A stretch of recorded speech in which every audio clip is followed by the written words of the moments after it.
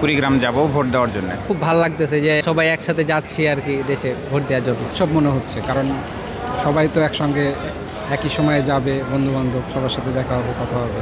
আমার first vote, প্রথম vote, এটার অনুভূতিটা আমি সবাইরে দেখছি যে ভোট দিতে যায়, টিপ দেয়, বাট এটা আমি কখনো ফিল করতে পারিনি। এটা ভোট দেওয়ার জন্য এবং আমাদের তরুণের প্রথম ভোট, এই জন্যই আমি যাইতেছি যে আমার প্রথম ভোটটা আমি দেওয়ার জন্য। আমি বিশেষ করে চাই যে আমাদের দেশটা আগের চেয়ে এখন সামনে বেশি উন্নত হোক, যেই আসুক ক্ষমতা, যে আসুক, যাতে আমাদের দেশটা ঠিক থাকুক। সামনে নির্বাচন, ভোট দেওয়ার ইচ্ছা করেই যাচ্ছি আর কি। ছুটি হাতে কম, এই জন্য খুব দ্রুত যাওয়ার চেষ্টা করতেছি। অন্যান্য বছরের চেয়ে এবছর দেখতেছি সবার মাঝে একটা ভালো কিছু বিরাজমান। আশা করি ভালো হবে। আশা করতেছি তো এবার ভালো হবে, গতবারের চাই বা অন্যান্য দিনের চাইতে এবার অবশ্যই ভালো হবে।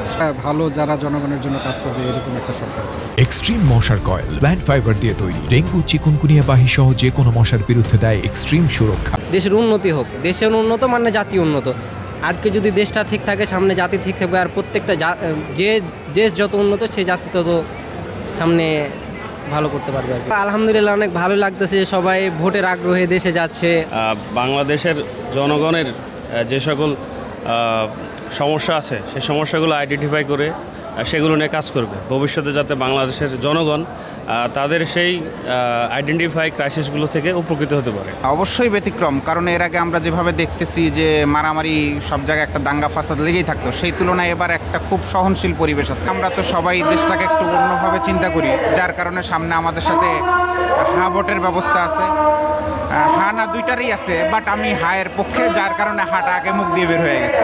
আমাদের যাত্রীবাহী, আমাদের ট্রেনে যেতে হচ্ছে, টিকিট পাচ্ছি না, একটু ভোগান্তি পোহাতে হচ্ছে। আসলে দীর্ঘ 17 বছর 3-4 টার্ম নির্বাচনে সবাই অংশগ্রহণ করতে পারে নাই। এবার স্বতঃস্ফূর্তভাবে সবারই মাঝে সেই সম্ভাবনাটা আছে যে চাইতেছে সবাই যে নির্বাচনে অংশগ্রহণ করে তাদের পছন্দ মতো প্রতিনিধি নির্বাচন করবে, যাতে হচ্ছে তারা তাদের কাছ থেকে রাষ্ট্রীয় সুযোগ সুবিধা এবং